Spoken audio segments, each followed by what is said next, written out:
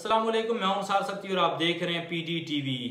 साबिक DGISI फैज़ हमीद की गिरफ्तारी के बाद हुकूमती अहदेदारान के बयानात रोज़ बढ़ते जा रहे हैं। हुकूमत ये चाहती है कि इमरान खान साहब पर गिरफ्त इतनी मजबूत हो जाए कि उनके तमाम रास्ते बंद हो जाएं और ना वो सियासत में दोबारा वापस आ सकें और ना ही इक़्तिदार में। आज के इस व्लॉग में इस पर बात करेंगे। इसके अलावा साबिक चीफ जस्टिस साकिब निसार की क्या बातचीत हुई अंसार अब्बासी साहब से और उन्होंने क्या बताया कि उनके कैसे राब्ते थे साबिक DGISI फैज़ हमीद से। तो आगे बढ़ने से पहले हमेशा की तरह आपसे दरख्वास्त है कि अगर आपने अब तक ये चैनल सब्सक्राइब नहीं किया तो कर लें और बेल आइकन भी ज़रूर प्रेस करें, और अगर वीडियो अच्छी लगे तो इसे लाइक और शेयर भी ज़रूर करें, और हाँ, फेसबुक पेज पर हमें फॉलो भी करें।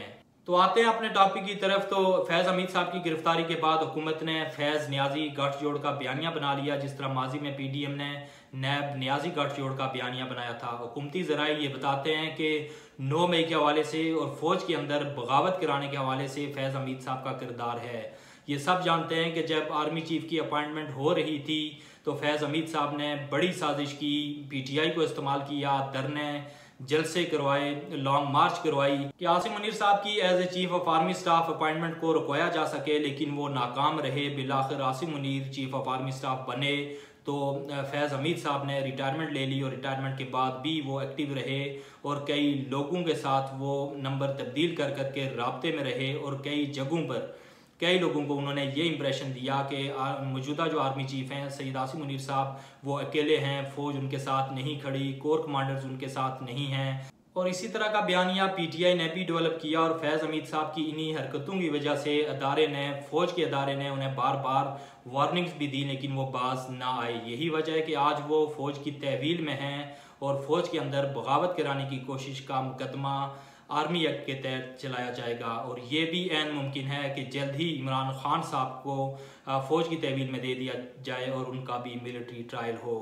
इमरान खान साहब खुद भी इस खदशे का इजहार कर चुके हैं कि फैज़ हमीद की गिरफ्तारी इसीलिए हुई कि उनसे गवाही दिलवा कर मुझे मिलिट्री कोर्ट्स की तरफ ले जाया जाए। और अगर आप रियासत की बात करें तो रियासत का इरादा भी कुछ ऐसा ही है। अब नाज़रीन, बात करते हैं साबिक चीफ जस्टिस साकिब निसार के हवाले से कि उनके और साबिक DGISI फैज़ हमीद साहब के राब्ते थे। तो सीनियर साफ़ी अंसार अब्बासी के मुताबिक उनका राब्ता हुआ साबिक चीफ जस्टिस साकिब निसार से, जिसमें उन्होंने बताया कि मेरा राब्ता साबिक DGISI फैज़ हमीद साहब से ज़रूर था, लेकिन वो राब्ता रस्मी और सोशल था। ईद के मौका पर या किसी इवेंट पे मैसेजेस एक्सचेंज होते थे, इससे ज़्यादा कुछ नहीं। और उन्होंने ये भी कहा कि फैज़ हमीद साहब मेरी बड़ी इज्जत करते हैं। जब मेरी फैमिली शुमाली इलाका जात सैर के लिए गई तो उन्होंने मेरी फैमिली को बड़ी अच्छी तरह अकोमोडेट किया। इसके अलावा उन्होंने ये भी कहा कि मैं कसम खाता हूँ कि ना तो 9 मई से मेरा कोई ताल्लुक है और ना ही PTI से। पाकिस्तान वापसी के हवाले से उन्होंने कहा कि मैं 5 सितंबर को पाकिस्तान वापस आ जाऊँगा।